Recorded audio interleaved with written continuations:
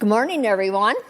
My name is Annalie Stevens, and I'd like to welcome you to the online service of Quimper Unitarian Universalist Fellowship, a loving, spirited, and inclusive congregation. While, as you know, our physical sanctuary can be found in Port Townsend, the sanctuary of our values and principles are found in the hearts and minds of the curious and creative people everywhere. I am so glad that you are all with us today. Before we begin, let's take a few deep breaths to settle our mind as we enter this time together.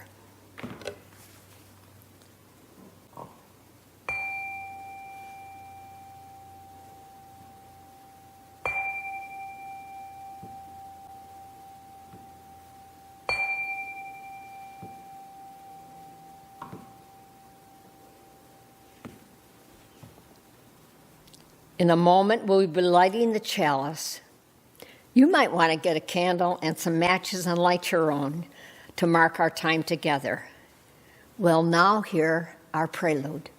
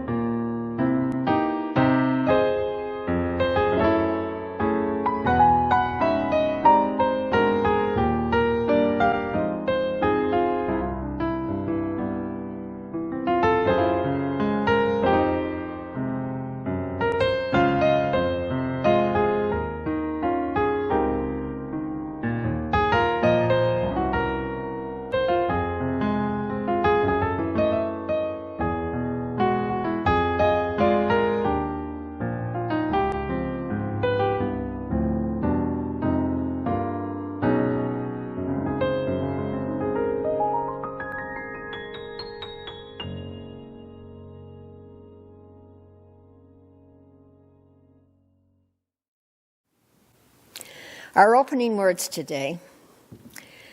Sometimes it's difficult to know how to be courageous.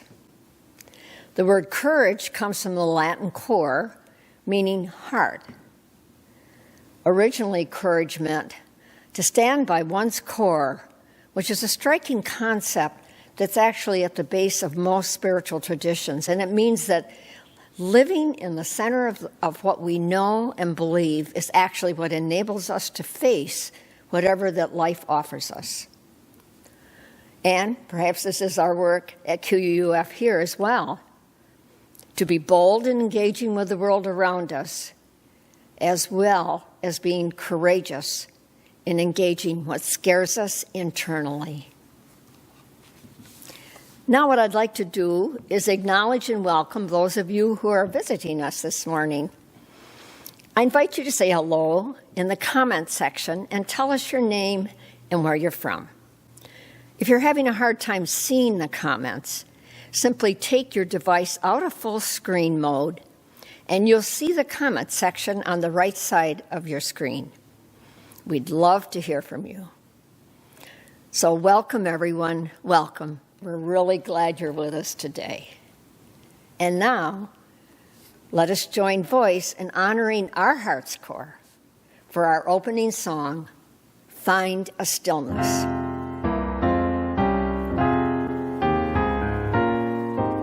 Our opening song is Find a Stillness. The words will be displayed somewhere on the screen.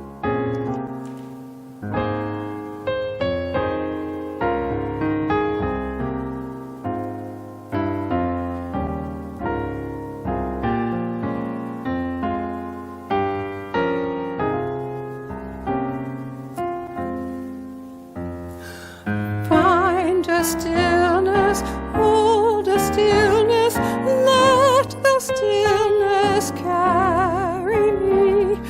Find the silence, hold the silence, let the silence carry me. In the Spirit, by the Spirit, with the Spirit giving power, I will find true harmony. Seek the essence, hold the essence, let the essence carry me. Let me flower, help me flower, watch me flower, carry me. In the Spirit, by the Spirit, with the Spirit giving power, I will find true harmony.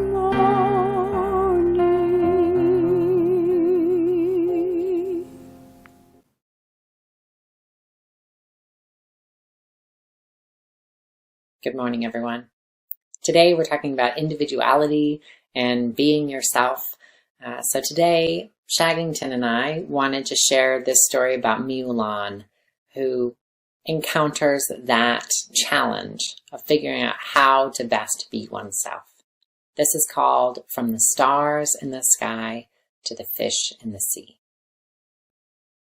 Once upon a time, in a little blue house on a hill on the edge of town, a baby was born. And they were born when both the sun and the moon were in the sky, so the baby couldn't decide what to be. Boy or girl, bird or fish, cat or rabbit, tree or star. The baby couldn't decide. So the baby looked a little like everything. They looked very strange. All the same, the baby's mother gave her child a bath and rocked them in her arms. Your name, she said, is Mulan. And she sang a song that her own mother had sung to her long ago. Whatever you dream of, I believe you can be. From the stars in the sky to the fish in the sea. You can crawl like a crab, or with feathers fly high. And you know that I'll love you with an endless supply. And even though they still couldn't decide, the baby felt loved. Mulan grew up to be a strange, magical child who was always changing. They grew feathers and wings to fly with bluebirds in the mornings, scales and a tail to swim with fish in the afternoons, and fur and paws to play with puppies in the evenings. And still, no matter how they changed, their mother loved them and they felt safe. One day, it was time for the child to go to school and they were so excited. They grew a tail of peacock feathers and a coat of tiger stripes. Have fun, said Mulan's mother. But when they got to school, The other students were either boys or girls, and they had no feathers, no scales, no leaves, no fur, no fins, not even any sparkles. No one invited Mulan to play, and one boy even tugged out a tail feather. The next day, they wore a turtle shell and porcupine spines, and no one pulled or poked at them, but the other children still pointed and whispered. The day after, Mulan wore no feathers, no scales, no leaves, no fur, no fins, no shells, no spines, not even any sparkles. Mulan was invited to play baseball with the boys, and no one pointed, whispered, laughed, or stared. However, when Mulan joined the little girls playing hopscotch,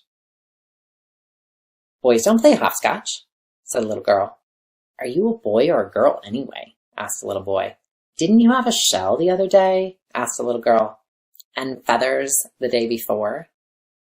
"What are you supposed to be?" said several children at once.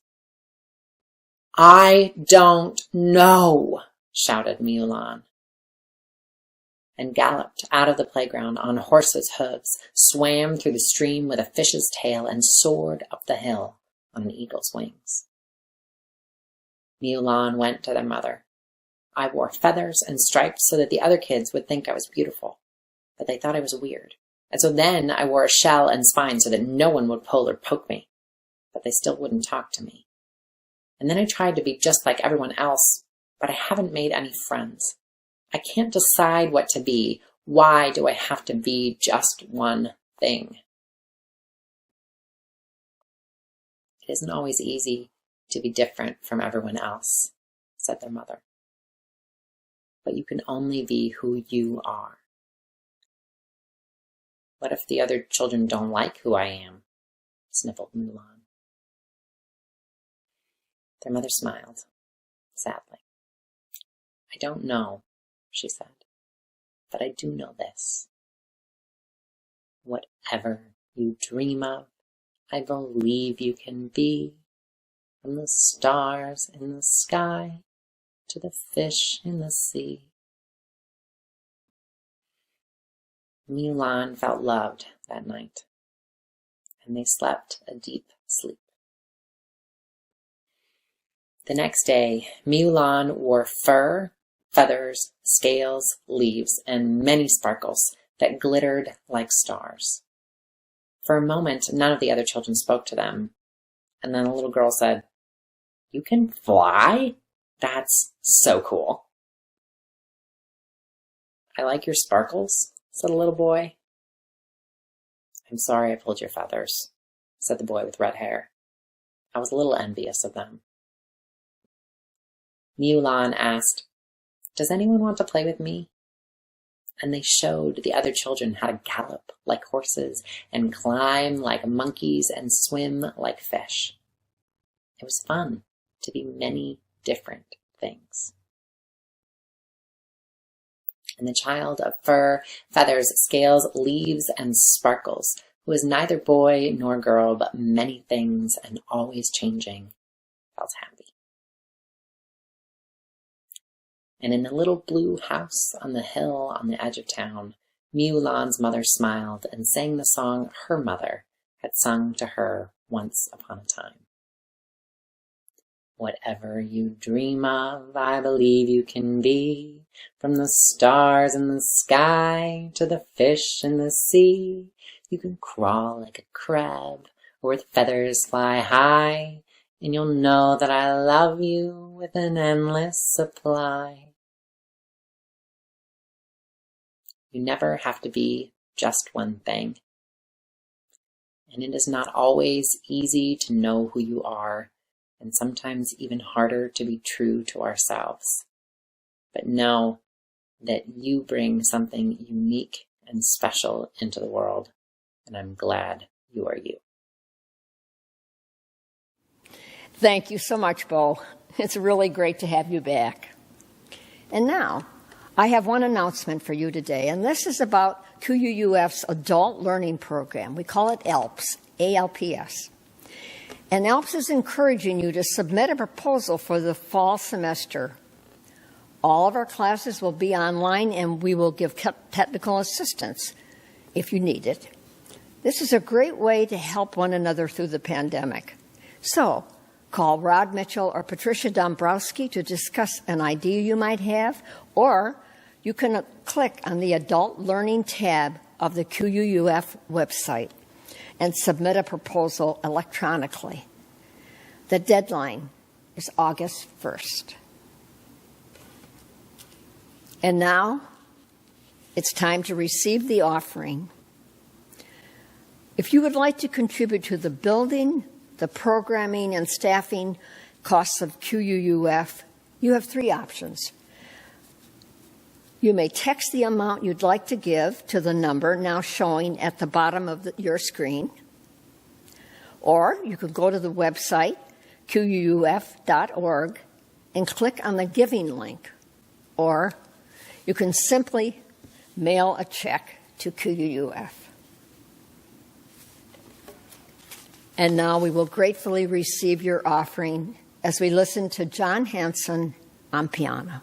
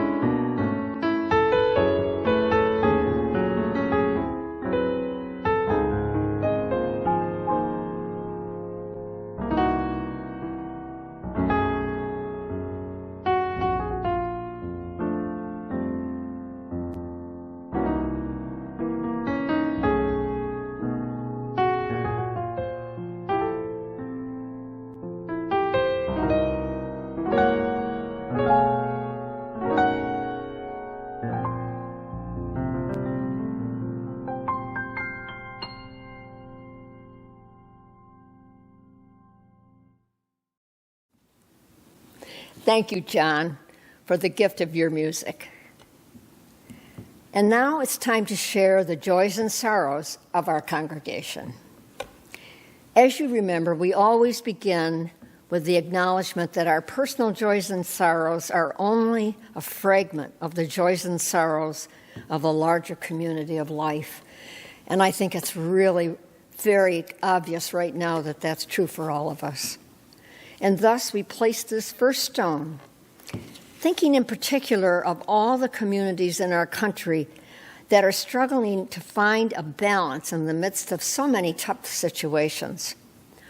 For instance, ensuring safety while also trying to keep businesses from folding, and honoring the freedom to assemble and the freedom of speech while also trying to maintain safety and a semblance of order. And of course, wanting to open schools, but also not knowing if it's safe or how to do it yet. This is a strange and fractious time in this country, and with no easy answers in sight. May this be a time we bring forth as much creativity and flexibility and boldness and courage as we spoke of, as we can muster. Put this down.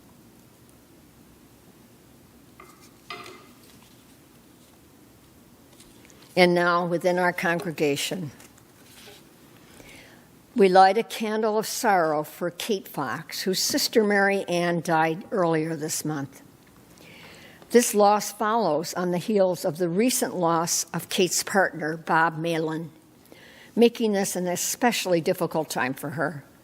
Let us hold Kate in our thoughts, and let us send her our love during this time of hardship and pain.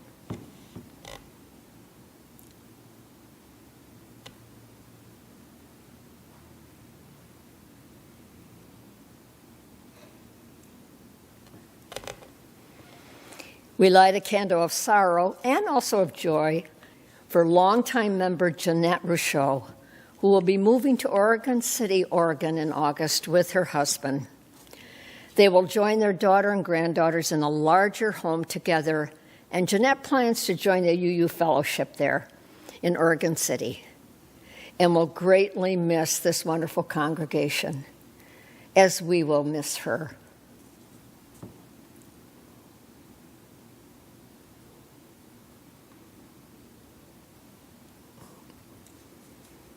And now we place our final stone, holding in our hearts and joys and sorrows that I've just shared, but also thinking of such joys and sorrows among us that are unexpressed and of no less importance.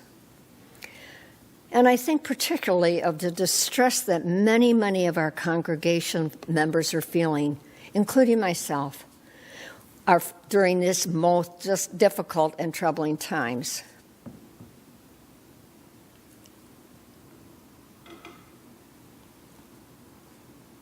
I invite you into a moment of silence, which will be followed by a musical response.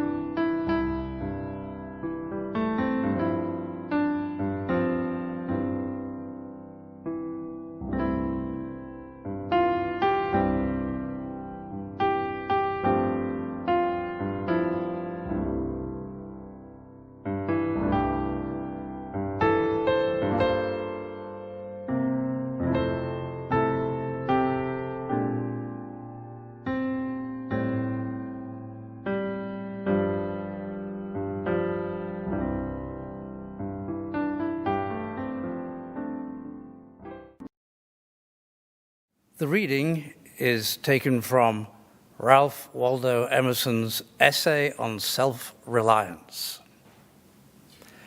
These roses under my window make no reference to former roses or to better ones.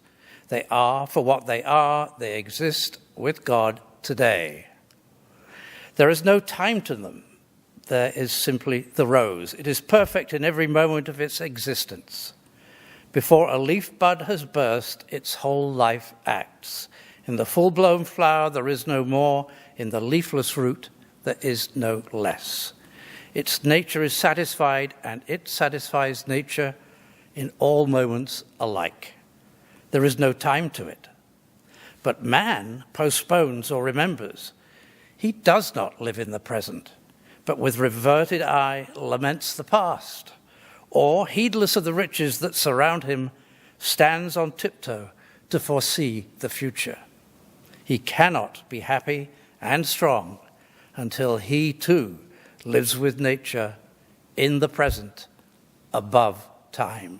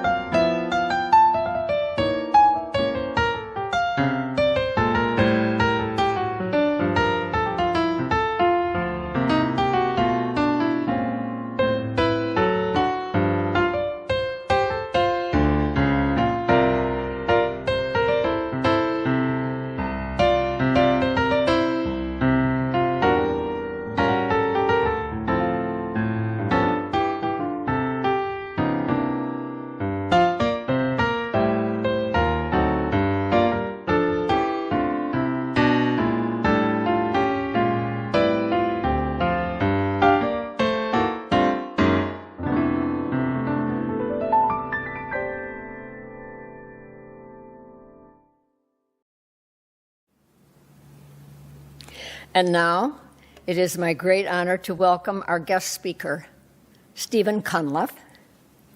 Stephen was born and educated in England and has been an American citizen since 1991. After a very busy career, which he will describe to you briefly, retirement and a move to Port Townsend have given him the opportunity to slow down and reflect. As a fellow member of our History Affinity group, I actually haven't noticed that he has slowed down much. However, he reflects thoroughly and often, and he will now be sharing some of these reflections with us today. Good morning. My name is Stephen Cunliffe, and I've been a member of QUUF for only a little more than 1 year. My wife, Suzanne, has been a member several years longer, which is why I'm generally known around here as the husband of Suzanne Cunliffe. I was surprised to be asked to speak today, wondering what I might have to add to the considerable sum of knowledge of the fellowship here, I was surprised to be asked to speak today, wondering what I might have to add to the considerable sum of wisdom of this fellowship. So I decided to talk about the journey that brought me to this point, to being here today. Until quite recently, being here would have been difficult to imagine. The most relevant part of my journey thus far is the last 15 years, since I retired and slowed down. For me, they've been an enriching and fulfilling 15 years. But first, I have to set the context and go back to where the journey began, in England, where I spent the first 33 years of my life. I grew up in Manchester, the huge, old, gritty, post-industrial city in the north of England. It was not a fashionable address. Both my parents came from Wigan, a nearby coal mining town made slightly famous by George Orwell, and that address was even less fashionable. When I was 8 years old, my mother said to me, "Stephen, I want you to go to Oxford University." This was a shockingly bold objective for her to set. She'd grown up as a part of a large, relatively poor family. She'd left school at 14, but had continued to educate herself. Her ambition for me was fierce. She wanted me to go to the best university in England, my apologies to Cambridge, and to become what my family was not. For better or worse, and there was some worse, I soon adopted her ambition as my own. First step was Manchester Grammar School. I should explain that an English grammar school starts at grade 6 and goes through to grade 12. This particular school only admitted students, young boys, by means of entrance examinations. It effectively appropriated the brightest 10 and 11-year-olds from all across the second largest city in England. Those examinations whittled 2,500 applicants down to 100 acceptances. I passed by the skin of my teeth, and at first I wished I had not. The academic pace was brutal. It was a sort of scholastic equivalent to Sparta. But after a year or two, I was able to deal with it and moved on to the next set of examinations, which were to Oxford. I passed and was delighted to find that compared with the rigors of my grammar school, the academic pace of Oxford was a piece of cake. My degree was in history. Why history? It was quite simply a subject I enjoyed, still do. And back in those days, the subject of the degree mattered much less than the university from which it came. So, I had fulfilled my mother's ambitions. I got my degree. I had definitively left home. But what now? Unlike those established members of the elite with whom I'd been rubbing elbows at university, I needed to earn a living, and quickly. Well, I knew I enjoyed travel. I'd already twice been to Istanbul and back by car. I'd spent summers mountain climbing in the Alps. So I found a job and what turned out to be a career in the world of large international corporations. I got more travel than I ever expected, and I didn't have to pay for it. Not just travel, but relocation too. I moved from London to Vancouver, BC, to Boston, to Chicago, to Los Angeles, to Lausanne, Switzerland, and ended my career with 8 years in Ohio, which is where I met Suzanne. 2006 was something of a personal annus mirabilis.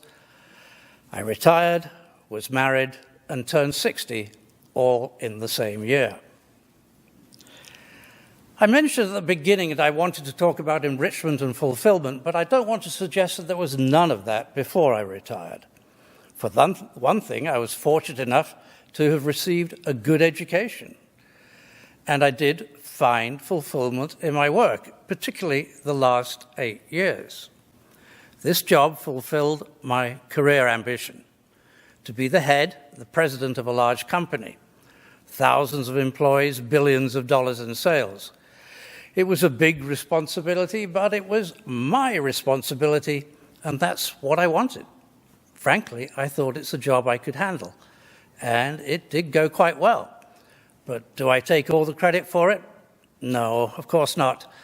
The work was done by all those employees. My job was to lead them, not to do the actual work. In truth, as I became more comfortable in my role, I became less concerned about sales and profits and market share, which were all going just fine anyway. I became more concerned that every employee benefited from our success, and I took pride in that. I was regarded by my peers as dangerously liberal. By the time I left, every one of the 8,000 employees benefited from a bonus program which had not been there before, and nearly all were paid better than the local average for the work they did. One final point about those working years: work was consuming. I did not let it become all-consuming. I managed to hang on to what I enjoyed outside work: nature, gardening, photography, history, and literature.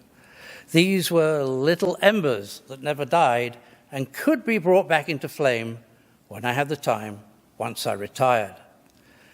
And of course, there were my children, all 5 of them, always rather more significant than embers. I was too much of an absent father. I thought sometimes that in all those hours I spent commuting by car and all those long plane rides, if each of my children in turn had been able to sit next to me, how much better we would have got to know each other at that stage. But now we all spend as much time together as we can, and there is a lot of love between us, and I am so remarkably fortunate. So the pace of those 60 years was pretty intense. I retired earlier than I'd first planned because I began to feel that work was actually taking years off my life. In retrospect, it was exactly the right decision. We moved to Port Townsend, or the area of Port Townsend, in 2007, and to Uptown in 2013. Of course, one of the clear attractions for me was the perfect reproduction of English weather. An even better reason was that of the 6 children who we have between us, 4 of them live within 200 miles of Port Townsend. So now let's look back more carefully at the last 15 years. Retirement gave me the chance to slow down, and I gradually, very gradually, began to follow Emerson's advice, as we heard in the reading, to live more in the moment. I love the last few words of that passage. Live with nature, in the present, above time. And I mentioned earlier that I found enrichment and a new kind of fulfillment. So, what form did those take? Many forms, but I'm going to focus on 2. A real sense of community and the beginning of grasping the concept of spirituality. There's a real link between those 2, community and spirituality. They are intertwined. So what led to this? I'll name the 3 most important contributors. My wife. She hasn't seen this yet, hasn't seen the script. Nature and Port Townsend. Because I don't want to embarrass her too much, I will quickly list how Suzanne has helped me grow. She introduced me to birds, encouraged me in bird photography. Although we had first settled in a nearby waterfront wilderness at my insistence, she dragged me out of there into uptown Port Townsend. She introduced me to QUUF. And during all this time, she helped to smooth down some of the rough edges that I developed from a lifetime of competition. I think the best measure of her effect came from my children. Wow, Dad, you have really changed since you met Suzanne. I'm pretty sure the change they were talking about was for the better. And now I need to pause and take a drink of water.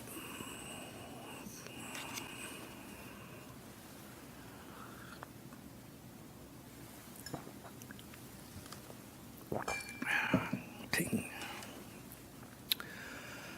Well, we English are not known for our sentimentality, so I better move on quickly to the role of nature. Here on the Olympic Peninsula, if we open our eyes and our ears and our sense of smell, nature is everywhere. This and all the opportunities to be outside has enhanced my perception of nature. First, the realization that we are part of nature. We are not superimposed upon it. Second, that when we look at nature, we are seeing just one tiny edge of the universe, of which we are also a part. The immenseness of this continuum, from the individual to all of the universe, creates for me a spiritual awareness which I did not have before. I am related, not just to all of the human species, but to the magnificent orca of the Salish Sea, to the earwigs that crawl out of my dahlias, and to any being that might live on a planet circling a star in a distant galaxy. I am in awe of this mystery, and I use the word mystery very deliberately. Mystery creates wonder. I want there to be an element of mystery in nature. I don't need to have everything prodded and poked and analyzed and explained. Let me use birds as an analogy. When I first became a birder, I charged around with a field guide in my hand, only getting real satisfaction when I saw a new species for the first time and could check it off the list. Now I get far more out of watching a rufous hummingbird, which we've all seen hundreds of times, maneuvering itself to feed along a branch of fuchsia flowers. It's a miracle. I don't want to know all the aerodynamics that make it possible. I just want to be in awe, to enjoy a beautiful little spiritual experience. The outer depths of the universe, the flight of a tiny hummingbird, both can take me out of myself into what is, I suppose, a transcendental experience, into a sense of wonder. Here is a quotation from Joseph Campbell's book, The Power of Myth. Anyone who has had an experience of mystery knows that there is a dimension of the universe that is not that which is available to the senses. There is a pertinent saying in one of the Hindu texts, when before the beauty of a sunset or a mountain you say, "Ah," you are participating in divinity. And now for community and the role of Port Townsend. I really had no notion of community for the first 60 years of my life. Between the ages of 8 and 17, I used to commute to school. So I did not get the local bond one gets from going to school with one's neighbors. Throughout my working life, I commuted, I worked some very long hours, and I'm sure I spent more time on planes than a professional pilot. I also kept moving from city to city and country to country. There was no opportunity to become part of a community. My first observation of a community at work also brought my first experience of spirituality, although I wasn't aware of it as such at the time. It was 60 years ago, and I can still picture it very clearly. I was 14, I was camping on a month-long hiking trip organized by my grammar school in a remote corner of northern Scotland. I went out for a walk on my own at twilight and came to a little fishing harbour. A fishing boat was there, getting ready to leave for the stormy North Sea. And at the dock was a group of maybe 15 people conducting a small service of hymns and prayers to send off the boat and its crew.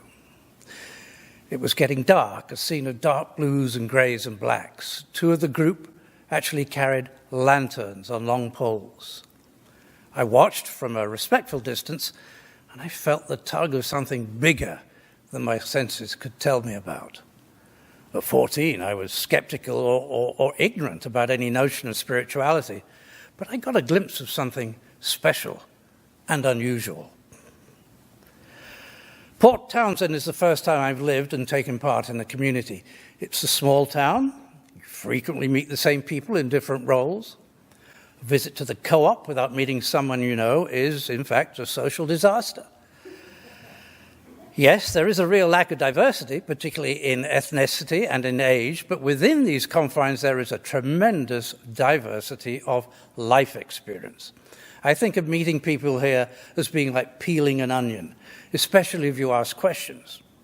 This is how they are now, this is what they did before, this is what they did before that, and so on. And as you know, there are far too many opportunities to get involved than one has time for. I became involved with the Land Trust, with the Marine Science Centre, with Admiralty Audubon.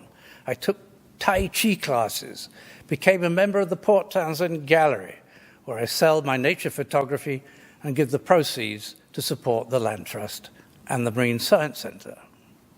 So, this is a great community on which to blow on those little embers I kept alive during my working life, and to restore them to a flame.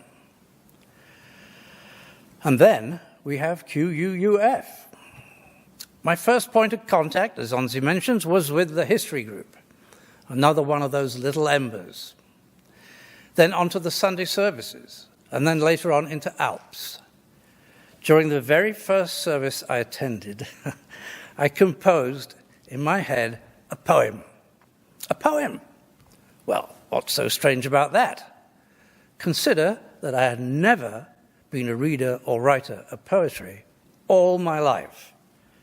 The service was moving me out of my usual self. I did actually feel physically elevated. This, of course, was a sense of spirituality. During that service, there was something I couldn't touch or smell or taste or hear or see. It was beyond rationality. It didn't inspire just one poem. It got me started on a small collection, written specifically for my children, which I plan to publish on my next birthday, and it will be a very limited edition. I have had this uplifted sense before. I mentioned that fishing village in the north of England. I had the same feeling when I first saw the Northern Lights. I've had it inside a Gothic cathedral, and the organ was playing and a choir singing. Those experiences were very rare, in circumstances which could not easily be replicated. I can recall just over a handful over 60 years, and I didn't think much about them after they were over. But now I do. I ask myself, what is spirituality? Can it be defined? Should it be defined? We could spend the rest of our lives discussing these questions, and some people do. Most of you are more familiar with the concept than I am, but over the last year or so, I've been thinking about this and have come up with a definition that works for me. Spirituality is an experience where I can be outside of my normal self, beyond the reach of solid, secure rationality, and beyond the reach of my 5 senses. That is what it means to me, and I'm grateful to the community of QUUF for helping me experience that state much more frequently than I ever did before. Thank you. Thank you so much, Stephen. That was wonderful. And for me, a real spiritual experience. And now we're going to have the closing song, Life is the Greatest Gift of All.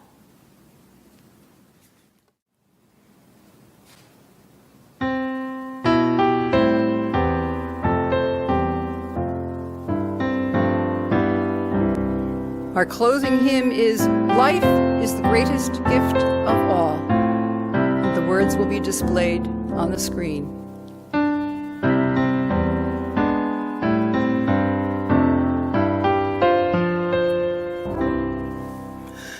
Life is the greatest gift of all, the riches of this earth.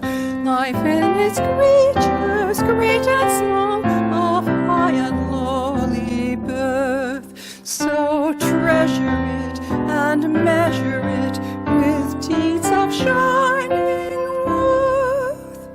We are of life, its shining gift, the measure of all things. Up from the dust our temples lift, our vision soars on wings. For seed and root, for flower and fruit, our grateful spirit sings.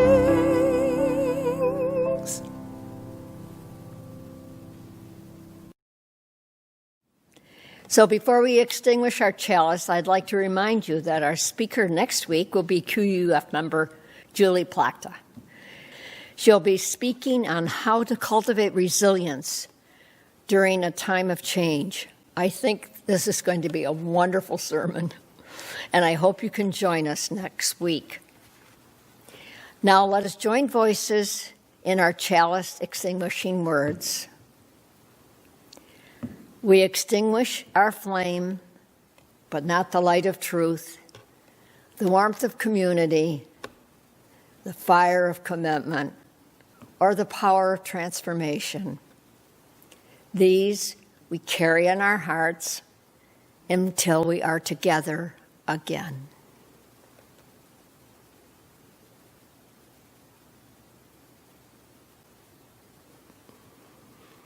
I hope you'll join us for our virtual coffee hour, but first, let us turn our attention to John Hansen once more for our postlude.